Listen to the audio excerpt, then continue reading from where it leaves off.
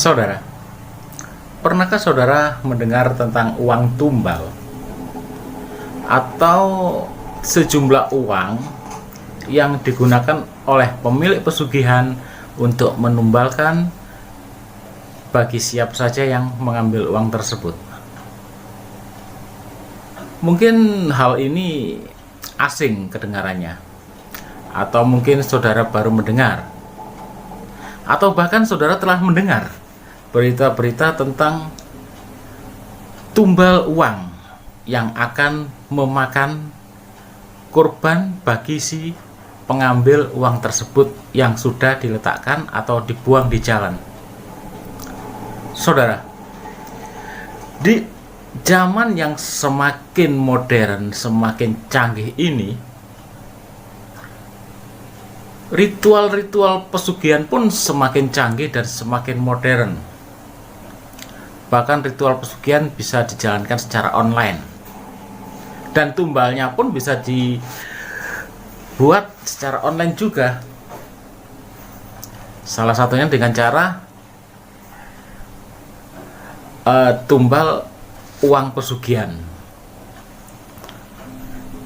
Gimana sih kok bisa uang dijadikan sebagai tumbal pesugihan?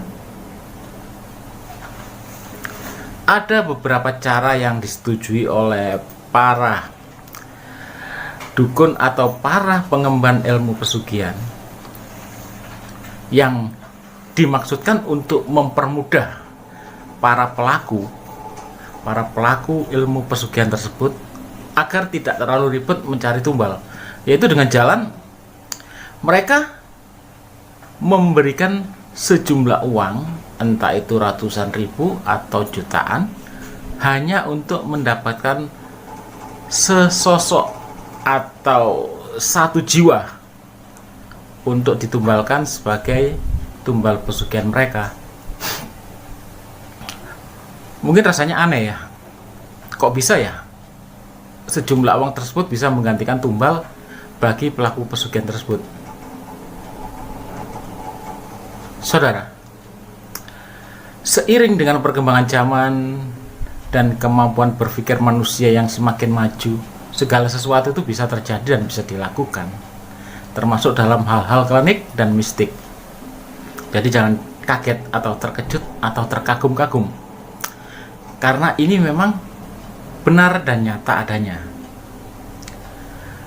Alkisah di sebuah desa yang kami rahasiakan namanya, ada seorang tukang kebun yang tiba-tiba itu menemukan sejumlah uang yang ditaruh di dalam kresek. Jumlah uangnya tidak seberapa, mungkin berapa juta gitu. Akhirnya dia bawa pulang uang tersebut. Namun saudara, pada tengah malam tiba-tiba di rumahnya ada suara ketukan-ketukan pintu. Dengan terkejut, si tukang kebun tersebut mengintip dari lubang pintu. Ternyata yang mengetuk itu bukan sosok manusia, namun sosok perwujudan yang tinggi besar, berbulu lebat, berwarna hitam. Dan dia memanggil-manggil namanya untuk dijadikan tenaga kerja gaib istilahnya, atau tumbal bagi pelaku pesugihan tersebut. Untungnya si tukang kebun tersebut tidak menggunakan atau memanfaatkan uang itu untuk berbelanja atau untuk kebutuhan sehari-hari. Dia hanya berpikir dan ingin mengembalikan uang tersebut kepada pemiliknya. Akhirnya tukang kebun tersebut selamat karena dia tidak ingin memiliki uang tersebut dan bermaksud untuk mengembalikan uang tersebut. Dan saudara, sesuatu hal mistik terjadi.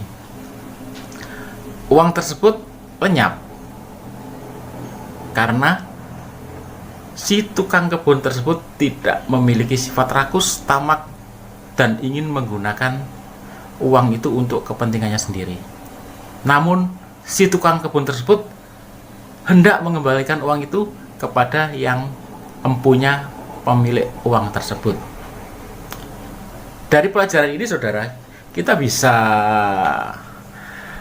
mengambil kesimpulan bahwa apabila kita menemukan uang di jalan, seyogianya lah kita tidak gegabah menggunakannya,